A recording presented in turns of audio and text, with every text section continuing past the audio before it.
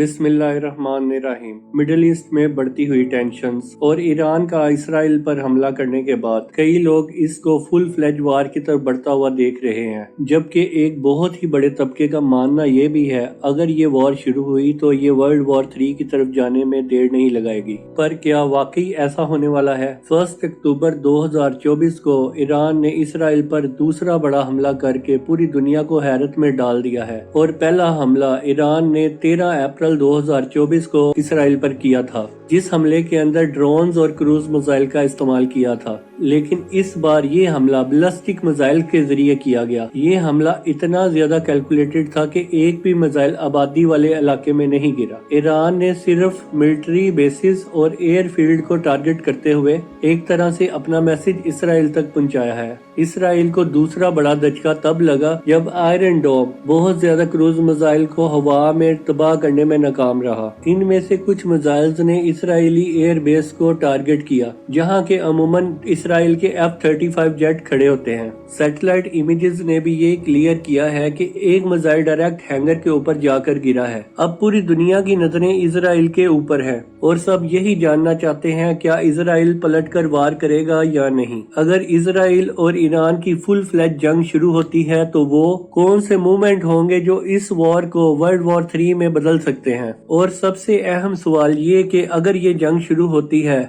तो सारी western country तो इसराइल के साथ खड़ी होंगी, लेकिन ईरान के साथ कौन कौन सा कंट्री उसका सहारा बनेगा। दोस्तों, आज मिडिल ईस्ट बहुत ही गहरी और खतरनाक जंग के दहाने पे खड़ा है, जहां दो पावर्स आमने सामने आ चुकी हैं। ये पूरे रीजन के लिए अब तक का सबसे खतरनाक लम्हा पाया जा रहा है और इस जंग में दोनों पावर्स जो कि पिछले 45 सालों से इनडायरेक्ट लड़ती आई हैं, अब एक दूसरे के आमने सामने आकर खड़ी हो गई हैं। Israeli prime minister Benjamin Netanyahu ने ईरान को 180 बैलिस्टिक मिसाइल फायर करने पे जवाब दिया है कि इसका हिसाब तो जरूर देना होगा। और इसके बाद इसराइली मिलिट्री ने भी पलटकर जवाब देने का कहा है और ये हमला कब, कहां और कितना बड़ा होगा, इसका फैसला इसराइली गवर्नमेंट करेगी। पिछली बार जब अप्रैल 2024 में ईरान ने इसराइल पर जब पहला डायरेक्ट हमला किया था तो उस वक्त अमेरिका ने इसराइल को खामोश रहने का मशवरा दिया था, लेकिन इस बार वो खामोशी नहीं है जैसी पिछली बार थी। लेकिन इस बार इसराइल का आयरन डोम काफी हद तक फेल होता हुआ दिखाई दिया। लेकिन आखिर करोड़ों डॉलर खर्च करने के बावजूद ऐसा कैसे हो गया? इसराइल का आयरन डोम एक एडवांस मिसाइल डिफेंस सिस्टम है और आर्टिलरी शेल को इंटरसेप्ट और डिस्ट्रॉय करने के लिए डिजाइन किया गया है और ये सिस्टम बहुत ही ज्यादा इफेक्टिव और एक्यूरेट माना जाता है और आयरन डोम का सक्सेस रेट 90% से ज्यादा है। और इसका मतलब ये हुआ कि लॉन्चर से निकले हुए मिसाइल्स को ये इंटरसेप्ट और डिस्ट्रॉय करने में काफी ज्यादा कारआमद सिस्टम है। आयरन डोम ऑटोमेटिकली डिटेक्ट करता है कि कौन से मिसाइल्स पॉपुलेटेड एरियाज या इम्पोर्टेंट इंफ्रास्ट्रक्चर की तरफ जा रहे हैं और ये आयरन डोम सिर्फ उन्हीं मिसाइल्स को टारगेट या हिट करता है ताकि रिसोर्सेज को सेव किया जा सके। लेकिन फिलहाल इस आयरन डोम की सबसे बड़ी कमजोरी ये है कि ये एक वक्त में सिर्फ 80 मिसाइल्स को ही रोक सकता है और तब ही आयरन डोम की इस कमजोरी को देखते हुए ईरान ने 2 टाइम्स ज्यादा मिसाइल्स इसराइल की तरफ लॉन्च किए। इसराइल की हिस्ट्री को अगर देखा जाए तो उन्होंने कोई भी ऐसा इवेंट मिस नहीं किया कि उन्होंने अपने ऊपर होने वाले किसी भी अटैक का जवाब ना दिया हो और इसी वजह से ऐसा लगता है कि इस दफा भी इस हमले का जवाब दिया जाएगा। इवन अप्रैल के अटैक के बाद भी इसराइल ने ईरान के ऊपर जवाबी कार्रवाई करते हुए इस्फहान की एयर बेस के ऊपर मिसाइल अटैक किया था, लेकिन वो ईरान के 170 ड्रोन्स और 30 क्रूज मिसाइल के मुकाबले में इतना ज्यादा छोटा था कि वो मीडिया के ऊपर इतना ज्यादा हाईलाइट नहीं हुआ। यहाँ तक कि कई दिनों तक यही नहीं पता चला था कि ये हमला इसराइल ने किया है या किसी और ने किया है। करंट सिनेरियो के अंदर इसराइली प्लानर्स ये सोच रहे होंगे कि ईरान के ऊपर कब और कहां नहीं, कितना बड़ा और कितना सख्त वार करना है। देखा जाए तो इसराइल के पास 3 बड़े टारगेट मौजूद हैं, जिसके अंदर पहला है कन्वेंशनल मिलिट्री अटैक, जिसके अंदर ईरान की उन साइट्स को टारगेट किया जा सकता है जहां से बैलिस्टिक मिसाइल लॉन्च हुए थे, और वो लॉन्च पैड भी हो सकते हैं और कंट्रोल सेंटर भी। और ये भी हो सकता है कि इजराइल पर हमला करने वाले किसी भी हाई ऑफिशियल को मरवा दिया जाए। और दूसरा टारगेट है इकोनॉमी,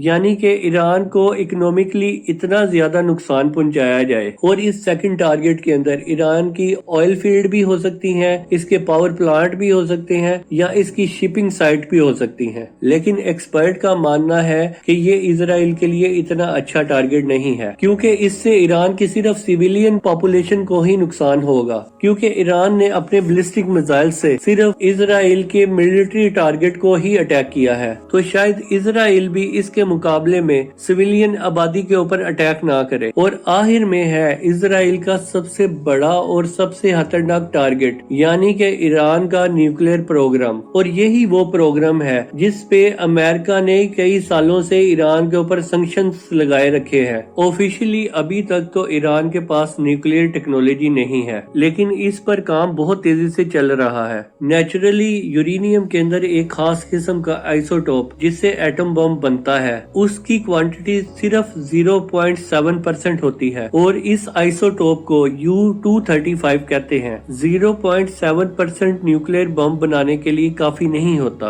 और एटम बम बनाने के लिए जरूरी है कि U-235 आइसोटोप की क्वांटिटी तकरीबन 20% तक होनी चाहिए। और इस परसेंटेज के बढ़ाने के अमल को यूरेनियम एनरिचमेंट कहा जाता है। अमेरिका, इजराइल और कई कंट्रीज का मानना है कि ईरान अपनी न्यूक्लियर फैसिलिटीज को इनरिच कर रहा है, और वो अपने मकसद को पूरा करने के काफी करीब आ चुका है, और इसके बाद वो एक न्यूक्लियर बम बनाने में कामयाब हो जाएगा। उनका मानना ये है कि अगर ईरान के पास न्यूक्लियर बम आ गया तो फिर वो दुनिया से अपनी मर्जी के फैसले भी करवाएगा, और इजराइल इन न्यूक्लियर फैसिलिटीज को भी टारगेट कर सकता है जहां ईरान कई सालों से यूरेनियम की एनरिचमेंट पे काम कर रहा है। ईरान के शहर नतंज में उनका सबसे बड़ा यूरेनियम का एनरिचमेंट प्लांट है, और ये फैसिलिटी पहले भी कई बार सैंक्शंस का शिकार बन चुकी है। और दूसरी फैसिलिटी जो सबसे ज्यादा खतरनाक मालूम होती है, वो यहाँ फोर्डो विलेज के अंदर पहाड़ों के अंदर खुदाई करके बनाई गई है, जिसका मेन मकसद फैसिलिटी को एयर स्ट्राइक से बचाना है। लेकिन इन दो फैसिलिटीज के अलावा ईरान के अंदर और भी कई फैसिलिटीज मौजूद हैं जो कि इजराइल की नजर में हो सकती हैं। इजराइल का ईरान के ऊपर हमला करना शायद इतना बड़ा मसला ना हो, लेकिन इसके जो कॉन्सिक्वेंसेस होंगे वो इजराइल के लिए ज्यादा खतरनाक होंगे। ईरान का कहना है कि उन्होंने इजराइल पर हमला करके बेरूत के लीडर हसन नसरुल्लाह और तेहरान में हमास के लीडर इस्माइल हानिया का बदला ले लिया है। देखा जाए तो ईरान की मिलिट्री और एयर फोर्स इजराइल के मुकाबले में काफी ज्यादा कमजोर है, और उनका एयर डिफेंस सिस्टम भी इस काबिल नहीं है कि वो इजराइल के मिसाइल्स को रोक सके। और ये सब इसलिए है कि कई सालों से ईरान इंटरनेशनल सैंक्शंस को फेस कर रहा है, और आसान अल्फाज में समझा जाए तो इंटरनेशनल सैंक्शंस किसी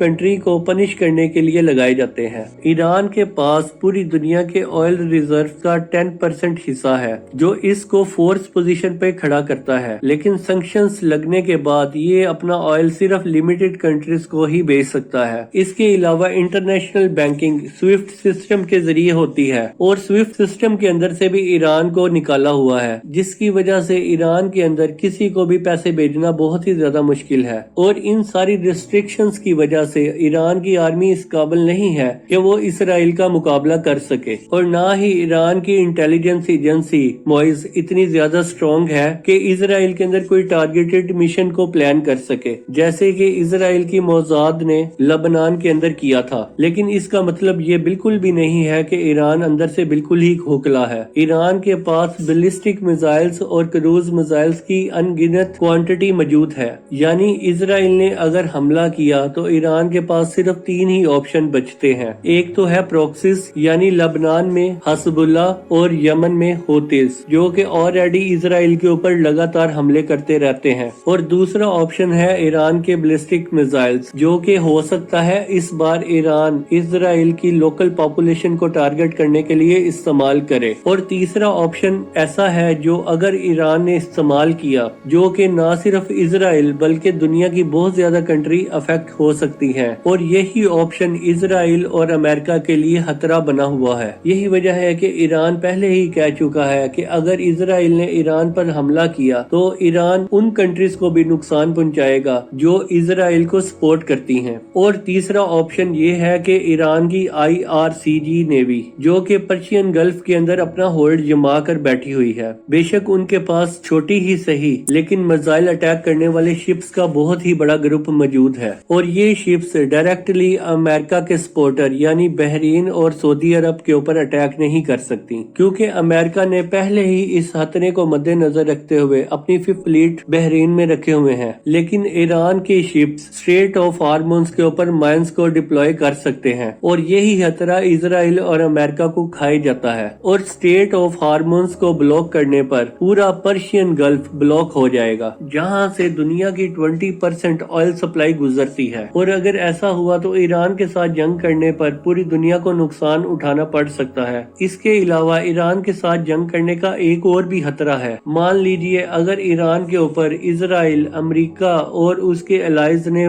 पूरी तरफ से हमला कर दिया और उसकी रिटेलिएट करने की सारी पॉसिबिलिटीज को खत्म कर दिया, तो उसके मुकाबले में शुरू होगी खुल्लम खुल्ला जंग, और ये जंग आम जंगों से काफी बड़े पैमाने पर होगी। अब इस जंग के अंदर रशिया को भी कूदना पड़ेगा और चाइना को भी, क्योंकि ये दोनों कंट्रीज ईरान के स्ट्रेटेजिक पार्टनर्स हैं। रशिया की बात की जाए तो सीरिया के अंदर ईरान और रशिया दोनों एक दूसरे को सपोर्ट करते हैं। हो सकता है कि अमेरिका के खिलाफ डायरेक्ट रशिया अपनी जंग को ना स्टार्ट करे, लेकिन ये ईरान को वेपन्स फराहम करके उसकी मदद करेगा, और पॉलिटिकल और डिप्लोमेटिक लेवल पे भी ईरान को सपोर्ट करेगा। और इसी तरह चाइना भी ईरान का स्ट्रेटेजिक पार्टनर है, लेकिन डायरेक्टली इस जंग के अंदर चाइना भी नहीं कूदेगा। हाँ, ये जरूर है कि चाइना ईरान को सपोर्ट करने के लिए उससे ऑयल खरीदेगा और यूनाइटेड नेशन में ईरान को सपोर्ट भी कर सकता है, और इसके अलावा USA के ऊपर वो प्रेशर भी डाल सकता है। इसके अलावा नॉर्थ कोरिया भी ईरान का इनडायरेक्ट एलाय है, जो छुप के ईरान को वेपन्स के अंदर सपोर्ट कर सकता है। तो इसके बाद हमारा मेन सवाल तो ये है, क्या इन सब मामलात के बाद वर्ल्ड वॉर 3 स्टार्ट होने के चांसेस भी हैं या नहीं? वर्ल्ड वॉर ऐसी जंग को कहते हैं जिसके अंदर दुनिया की बड़ी ताकतें यानी USA, यूरोप, रशिया, चाइना आपस में लड़ पड़े, यानी अपने अपने अलाइज के समेत। और देखा जाए ईरान से जंग की सूरत के अंदर ऐसा होना काफी मुश्किल तो है, लेकिन नामुमकिन नहीं। और वर्ल्ड वॉर 1 और वर्ल्ड वॉर 2 के अंदर कई ऐसे केसेस को देखा गया